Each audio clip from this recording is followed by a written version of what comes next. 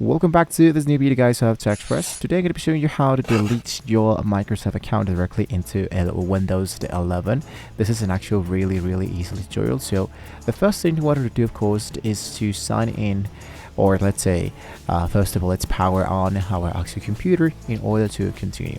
So the first thing to do is to switch to a local account. So if you focus directly here into this gear option, you have the configuration elements. You can click into the start button and select settings, or press Windows key plus I. Directly in here, what you wanted to do is to go directly into the left section where you have your accounts or users. Now here into the left sidebar, you can select your account. You select your information, and once the account page, click it.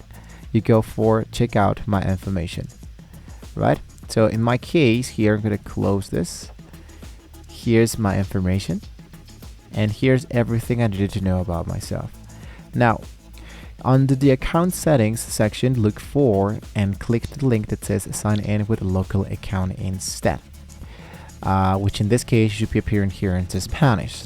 So you can choose this option, and this will be sending me into a new section of Windows, in this case Edge. So here it says configuration, it says accounts, read more, sign in, and blah blah. So this element usually should be appearing directly in here, which in my case here it is. And now it says that you are sure would you like to change a local account, and you go for yeah, you go for continue, you go for next, and it might be asking you to enter your actual PIN code just in case if you have one of them. Now then it might be asking you to create a local account details. You enter a username for a local account, you create a passcode, and confirm the actual passcode. You can leave this blank for now, passcode, but it's not recommended for security. Now then it might be asking you to click next, and then click sign out and finish. Your PC will be now signed in. So I enter my actual PIN.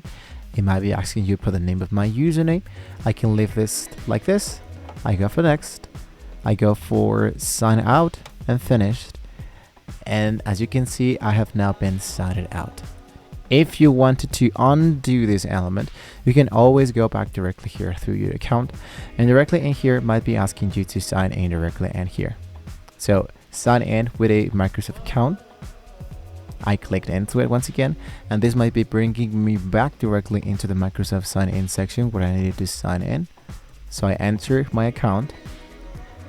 I choose to enter with my passcode. I enter my passcode, head over for continue, and let's go for next. And there you go.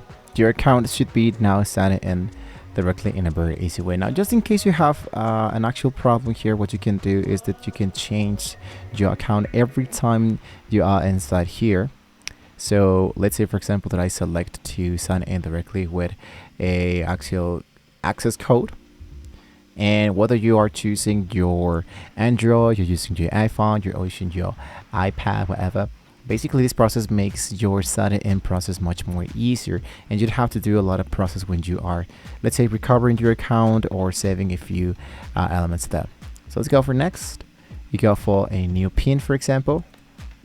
You go for accept, and your account should be now signed in. So here is all the information that was before into the first element.